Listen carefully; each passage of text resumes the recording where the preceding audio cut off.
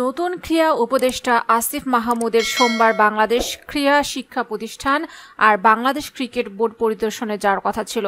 সোমবার সকালে 11টা বাজতে মিরপুরের বিসিবির অফিস পরিদর্শন করেন অন্তর্বর্তীকালীন সরকারের এই ক্রীড়া উপদেষ্টা। তবে সময়ের অভাবে তার বিকেএসপি যাওয়া হয়নি। তিনি ঘুরে ঘুরে পুরো হোম অফ ক্রিকেট দেখেন। তার সঙ্গে জাতীয় দলের সাবেক ওয়ানডে অধিনায়ক তামিম ইকবালকেও দেখা গেছে। সাথে বিসিবি সিইও নিজামুদ্দিন চৌধুরী সুজন থাকলেও তামিমই মূলত ক্রীড়া উপদেষ্টাকে সবকিছু দেখান।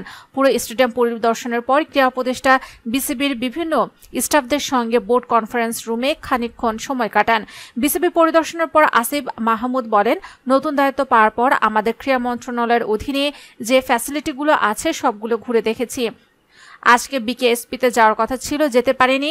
বিসিবি ও ক্রীড়া পরিদপ্তরে আসা হয়েছে, অবকাঠামোগত ফ্যাসিলিটিগুলো ঘুরে দেখেছিলাম। তিনি আরও বলেন, নারী ক্রিকেট দলের সঙ্গে দেখা হলেও তারা সামনে নারী টি-20 বিশ্বকাপ খেলতে যাচ্ছে এবং যে ব্যাপারগুলো এখানে উন্নয়নের প্রয়োজন সেসব একটু নোট নিলাম। আশা করি সামনে এগুলো আমরা ঠিক করে দিতে পারবো।